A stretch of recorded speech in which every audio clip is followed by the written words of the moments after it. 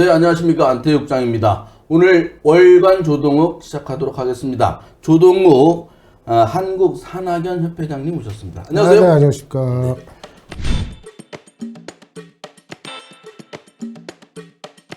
한 달 만에 뵙습니다. 예. 잘 지내셨습니까? 저 안 보니까 살이 찌셨네. 안 괴롭히셔가지고. 안 괴롭혀서. 교수님은 체중이 어떻습니까? 좀 건강 관리 어떻게 하세요? 진짜 그 운동량은 똑같은데 네. 체중은 계속 늘어요. 그러니까 기초 대사량이 계속 줄고. 떨어지니까 근육량도 떨어지니까 먹는 양을 이제 3분의 1 정도로 줄여야 되는데 그게 됩니까 어디에? 아니 그 정년 퇴임하시고 나서 사람들 더 자주 저녁 때 만나시나 보죠? 아 예. 집에 있으면 무서워갖고요. 다 이유가 있군요. 네. 알겠습니다. 그리고 최근에 청주시 공무원들 대상으로 특강을 하셨다고 들었습니다. AI 시대의 뭐 공무원의 자세?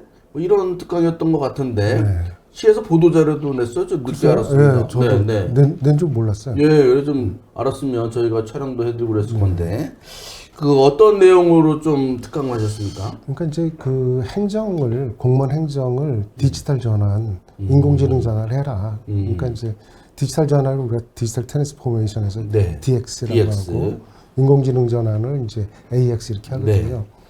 예를 들면 중증 장애인이에요. 중증 장애인은 여기서 이제 여기밖에 못 하잖아요. 누워 있고. 그럼 그분은 한평생 의사밖에 못 봐요. 그렇지 않습니까? 근데 지금 어떻게 되냐면 원격 컨트롤이 가능해요. 그러면은 카페에 그 서빙하는 로봇 있지 않습니까? 이걸 이 사람이 앉아서 컨트롤을 하는 거예요. 그러면 뭐 그 카페 본인이 가는 거랑 똑같은 상황이 보는 거죠. 그래 그쪽에서 이제 일반적인 그 고객하고 뭐 저기 서빙 로봇하고 이렇게 같이 놓으면 자기는 누워서 병실에 있지만 저쪽에 실생활에 가 있는 거예요. 이게. 그리고 또 이걸 조정해 주기 때문에 돈도 받잖아요. 이게. 그래서 그렇게 되면 결과적으로 우리가 행정이라는 것은 중증장애인 가서 돈이나 좀 보태주고 죽었는지 살았는지 살펴나 보자 이런 쪽인데 그게 아니고 이와 같은 그 디지털 전환에 의해서 중증장애인이 돈도 벌고 그 다음에 실생활에 가 있는 거랑 똑같은 생각이 들게끔 하면 이런 것이 행정 아니냐는 거예요. 그래서 그런 DX 쪽에 굉장히 많은 분야들을 우리가 이제 그 공무원 행정에서 바꿀 수 있거든요. 그런 거에 대해서 쭉 좀 설명을 해드렸죠. 이렇게 좀 바꿨으면 좋겠다. 아, 그렇습니까? 그런데 그런 질문 혹시 안 나왔습니까? 그러니까 이렇게 DX 되고 또 인공지능의 협력을 도움을 받아서 이제 공직 업무를 하다 보면 그 기존의 비효율적 업무들이 많이 개선될 거잖아요. 그 공무원들은 우리 이러다가 직장 잃는 거 아니야? 뭐를 해야 되지? 이런 궁금증이 있을 것 같은데. 그럼 예를 들면 포크레인이 나왔잖아요. 그럼 땅 파는 노동자들 다 굶어 죽어야죠. 아니면 새로운 직업이 나오거든. 마찬가지로 그렇게 디지털 전환되면 또 본인이 해야 될 일이 또 발생합니다. 거기에 따라서. 그래서 그런 걱정은 안 하셔도 되고 또 하나는 그렇게 디지털 전환을 하다 보면 시간 여유가 생겨요. 그래서 제가 그날 제안한 것도 10 to 5를 청주시부터 한번 해봐라. 10시 출근하고 5시 퇴근. 왜? DX나 AX를 하면 그만큼 여유가 생기니까. 그런 얘기까지 했습니다. 아, 그렇군요. 그리고 요새 보니까 공무원들의 그 정년이 계속 늘어나는 것 같아요. 공무직 일부는 65세까지 된다고 하니까 뭐 좀 젊은 분들은 65세까지 당연히 할 것 같지 않습니까? 한 3, 40년 공직 생활한다고 치면 이런 환경에서 조금 더 스마트하다고 해야 될까? 창의적인 그런 업무를 할 수도 있겠습니까? 그렇죠. 그러니까 지금 결과적으로 이제 예를 들면 뭐가 있었냐면 제록스라고 옛날 복사기 하는 회사 있지 않습니까? 그쪽이 원래 소프트웨어가 굉장히 강한 회사였어요. 그래서 그 연말에 연구원들한테 발표를 시켜요. 근데 한 사람이 휴지통을 이렇게 그리는 거예요. 그래서 이게 뭐냐 그랬더니 파일 지울 때 델리트 치지 말고 휴지통에 이렇게 집어넣으면 어떠냐. 그러니까 이제 회장이 좀 미친 소리 하냐. 그거를 잡스가 가져가서 윈도우 시대를 연 거예요.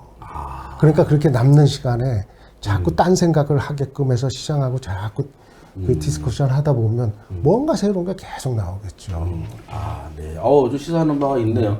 이게 지금 공직사회뿐만 아니라 우리나라 전반적으로 전반적으로 그렇습니다. 뭐 디지털 전환, 또 AI 시대 여기에서 아, 이거 좀 사람의 역할이 지금 중요시 되는데 네네. 뭔가 할 일이 계속 있고 생기는 거죠. 예. 사람답게 살 수 있었으면 좋겠습니다. 네.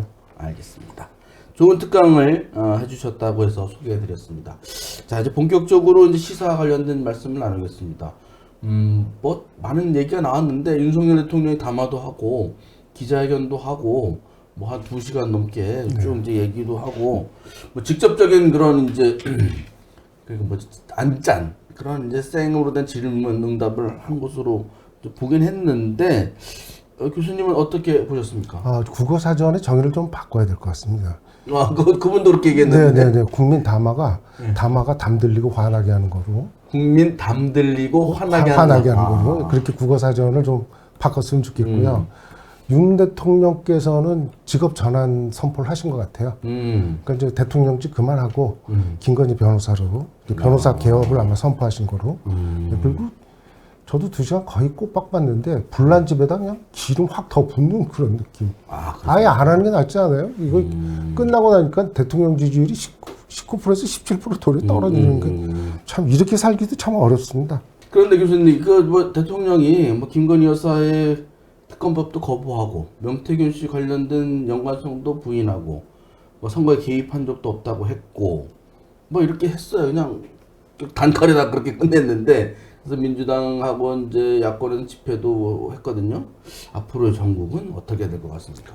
그러니까 지금 어제 뉴스위크에 인터뷰를 하셨는데 뭐 내 마누라만 그러냐? 노무현 대통령 마누라, 뭐 문재인 마누라 다 문제 없냐? 이런 식의 아주 아니한 걸 했고 윤 대통령은 이제 살 길을 새로 당을 만든 것 같아요. 경로당이라고 70세 이상으로 구성된. 네, 그래 그 지지층이 이제 그 정도밖에 안 나오는 겁니까? 그러니까 저기 토요일 날 그래서 그냥 70대 이상들이 그냥 설 복판을 누비고 그랬지 않습니까?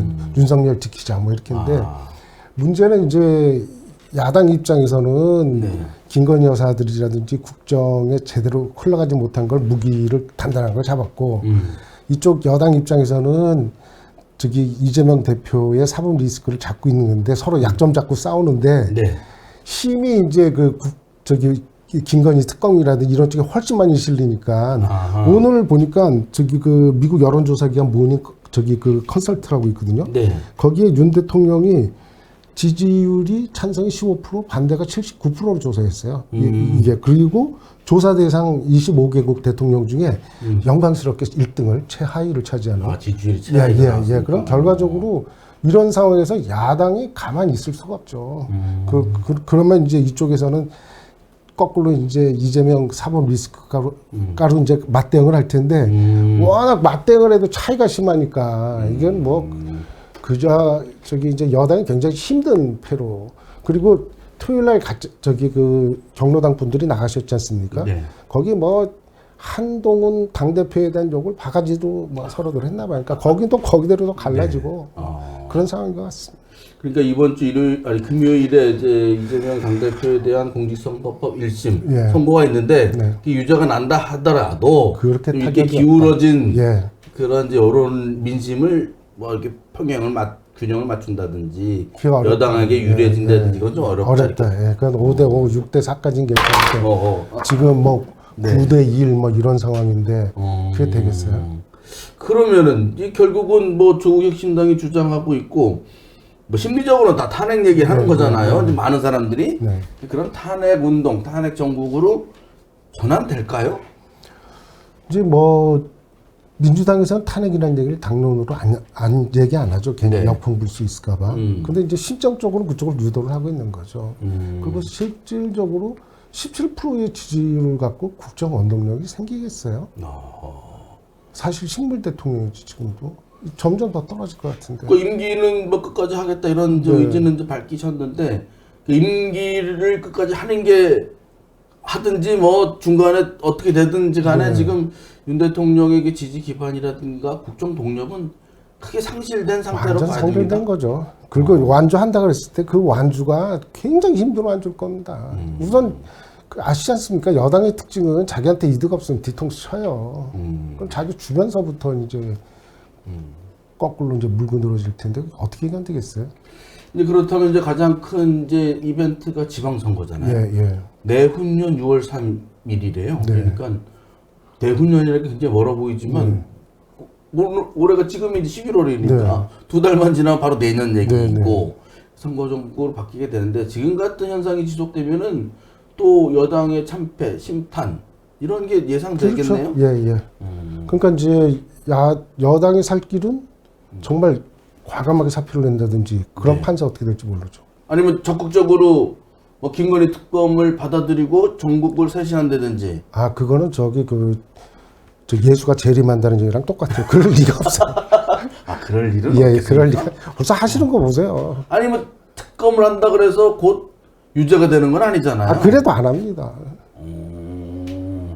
거기는 성역이 됐습니까 이미? 네, 네. 그러니까 이제 실질적으로 하여튼 그 여당이 살 길은 뭐 사표를 낸다든지 과감하게 이제 사과를 하면서 사표를 내야 돼요. 사표를 내고 지방선거 붙으면 야당은 위험할 수 있죠. 아, 사표를 내고 네, 그런 다른 그거 기간이 좀 있으니까 그렇죠. 예. 쇄신된 여당이 다시 이제 집권을 할 수 그렇죠. 있는 거니까요. 예, 예. 그러니까 탄핵으로 하면 어렵고 네. 탄핵으로 하면 지난번에도 봤지만 박근혜 대통령 탄핵된 다음에 힘을 잃어버리잖아요. 그러니까 탄핵은 어렵고 탄핵을 내면은 지금 여당이 또 죽는 거고 같이 공동 책임이 되니까 단 사표를 낼 경우는 여당이 사는 길이 되죠. 그런데 부인 특검법도 거부를 했는데 본인 사표를 내겠습니까?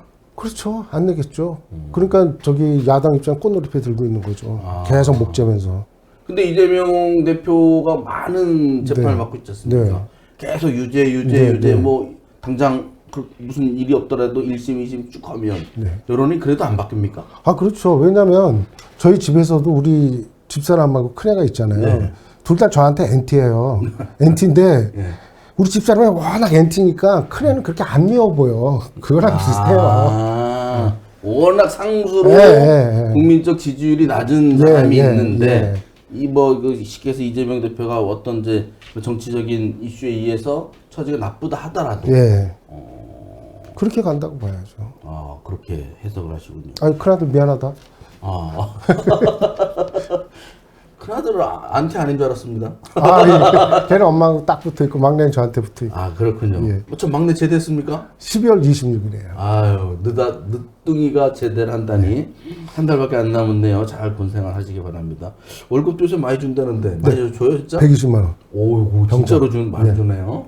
아, 뭐 받는 사람은 많은지 적은지 모르겠습니다만 우리 때는 비하면은 뭐 상당히 많이 주는군요. 그 지방선거 얘기가 나왔으니까 뭐 1년 반밖에 안 남았습니다만 올해 뭐 지금 오늘까지도 하는데 행정사무감사를 충북도의회에서 해요. 충북도도 하고 충북교육청 이런 데도 하고 산하기관에 대해서도 한창 하고 있는데 아주 재밌습니다. 충북도의회가 상당히 세졌더라고요. 지리 수준이 상당히 높고 그 이후 보니까 이 전문가들을 많이 영입했고 인사 독립을 했잖아요. 그런 이제 파워가 의원, 도의원들한테 실리는 것 같습니다. 근데 보니까 뭐 개발공사 사장이라든가 충북문화재단 대표라든가 지적 많이 받았는데 김영환 지사의 그 도움이 안 될 것도 같고 한데 이거 어떻게 보십니까, 산하기관장? 그러니까 그 본인이 조종하기 좋은 사람들로 기관장들을 많이 앉혔다라는 인상을 지울 수가 없고요. 그 다음에 또 하나는 이제 거기 지리한 거 보면 국힘도 많아요. 따끈따끈한. 왜 그런다고 보십니까? 그래서 국민의힘 의원이 더 센 얘기를 많이 했어요. 다음에 김영환이 될 가능성이 없는 것 같고. 그리고 자기는 살아야 되겠거든. 아, 차별화? 전 그렇게 봅니다. 그래서 여기 보면 뭐 충북개발공사요?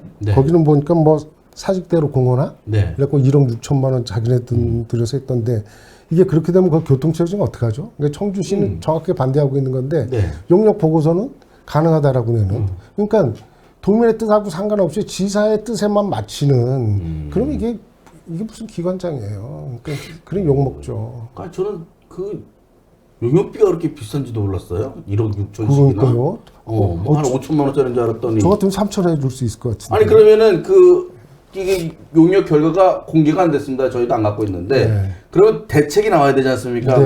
4차로가 왕복 4차로가 공허화될 경우 이게 어떻게 교통이 회피하고 해서 이게 데이터로 나와야 되는데 그게 안 나온 것 같던데. 그러니까 이제 이게 좀 타당성이 있다. 그다음 2차 영역 하겠죠. 아, 그럼 그때는 또 또 그때는 그때 한 돈 10억 받겠네. 예. 그런. 그것도 예측 못 하셨습니까? 그래서 청주시에서는 그 용역한 업체에 대해서 아주 크게 네. 청주시 그 최고 인사가 상당히 이제 질책을 했다고. 네. 이런 게 연구 용역이냐. 예. 앞에다 대놓고 그렇게 했었다는데, 그것 좀 저희가 입소를 해서 보도를 하도록 하겠습니다. 도연대 달래도 잘 안 준다고 네. 하는데, 그러면은 그 뭐 문화재단 대표든지 이분은 비상임이다가 상임이 됐잖아요. 네.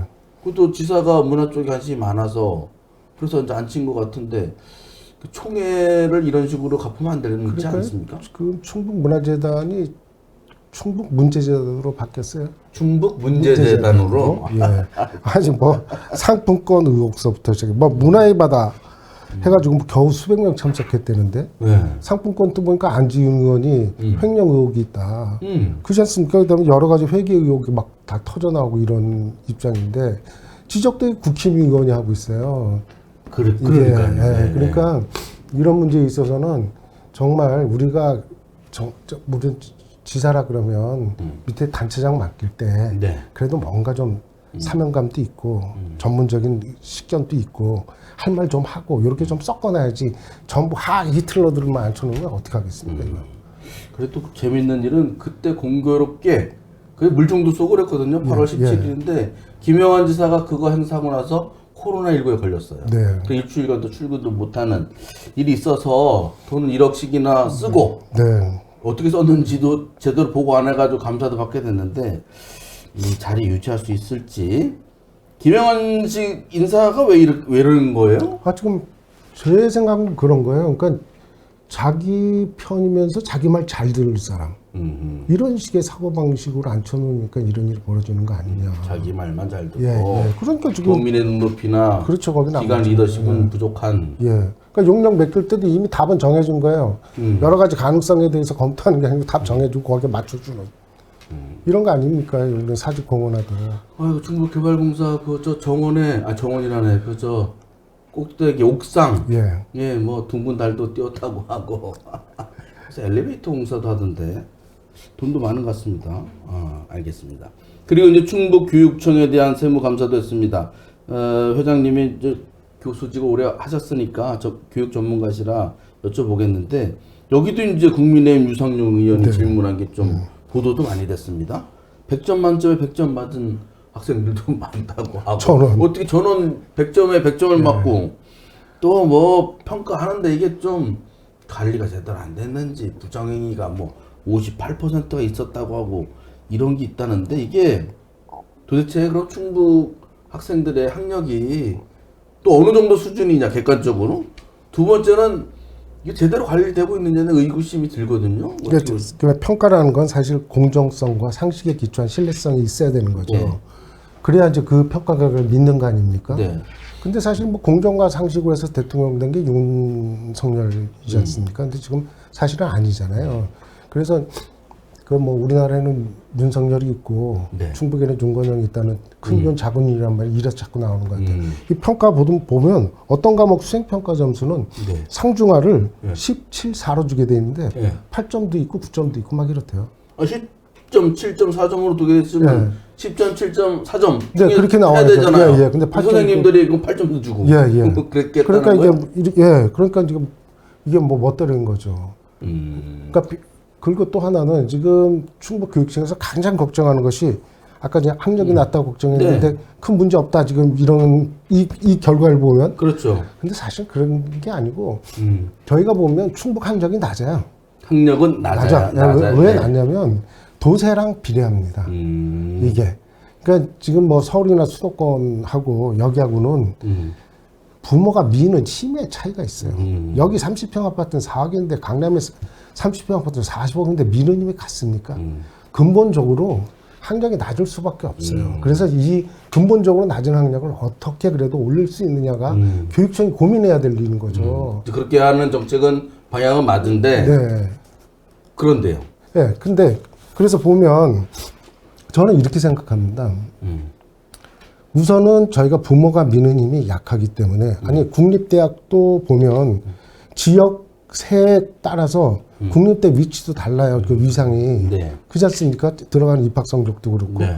서울의 서울대, 그다음에 부산대, 경북대, 뭐 충남대, 뭐 전남대 뭐 이런 식으로 막 이게 구성이 되지 않습니까? 네. 그 도세하고 같지 않아요? 그러니까 이건 한계예요. 그럼 교육청이 할 일은 이런 한계를 극복하기 위해서 어떻게 해야 되냐는 거예요. 이게. 네. 그래서 이제 공교육을 강화를 시켜야 되는데 네. 공교육 강화시키는 게 가장 중요한 게 뭐냐면 사람이에요. 사람. 예. 교육 환경을 개선시켜 줘야 된다고요.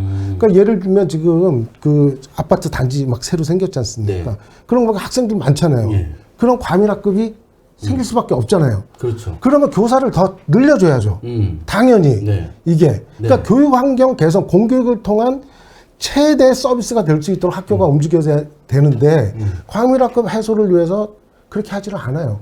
그러니까 전부 나온 자료를 보니까 부차적인 얘기들이고 가장 중요한 건 교사부터 채용해 줘야 이게 제대로 돌아갈 거 아닙니까? 네. 또 마찬가지 특수학교 있지 않습니까? 예. 특수학교 같은 경우도 비율이 충분히 가장 높은데 지원액은 최하위권입니다. 아. 거기도 교사 모자라요. 아. 그러면 학생들을 대하는 건 교사기 때문에 교사를 대폭 좀 지원해줘서 공교육을 강화시킬 필요가 있다고요. 이게. 네. 그다음에 또 하나는 비정규직이 있지 않습니까? 네. 그분들도 일은 똑같이 합니다. 그리고 죄송한 얘기지만 그렇다고 가르치는 티칭 능력이 정규직한테 뒤지냐? 저는 그렇게 안 봐요. 근데 이른바 기간제 교사. 예. 기간제 교사. 이분들에 대한 최저임금에도 못 미치는 기본급에다 처우 개선이 안 되면 똑같이 일을 하는데 악을 쓰고 일하겠냐고요. 악을 쓰고 일하겠냐고. 그러니까 우리가 어차피 지금 부모들이나 미는 도세가 이게 그래서 학력이 밀릴 수밖에 없는데 공교육에 정말 이런 교육 환경 개선, 사람 이걸 제대로 교사 이걸 제대로 투입을 시켜주는 게 우선이다. 그 다음에 두 번째는 지금 가장 기초학력 밀달되는 게 아마 수학 과목일 거예요. 수학이 어떻게 되어 있냐면 중학교 때 가면 2학기 과목들을 학생들이 싫어해요. 그게 기하 부분이거든요. 그 다음에 고등학교 오면 벡터, 행렬, 미적분, 뭐 확률 이런 걸 싫어합니다. 그리고 이제 그쪽이 사실 점수 차이가 많이 나오는 쪽인데 그러다 보니까 윤 대통령이 뭐 저기 뭐야 킬러 문항 없애라 그랬더니 지금 교육부 장관이 벡터, 행렬, 미적분을 중2서부터 앞으로 입학시험에 빠집니다. 아하. 이거 완전히 웃기는 행동이에요. 그러면서 내년에 인공지능에 1조 8천억을 박는데요. 근데 벡터, 행렬 이런 게 다 인공지능 하기 위한 수학적인 백그라운드예요. 아. 이거는 다 지금 다 입학시험에 빼면 공부하겠어요?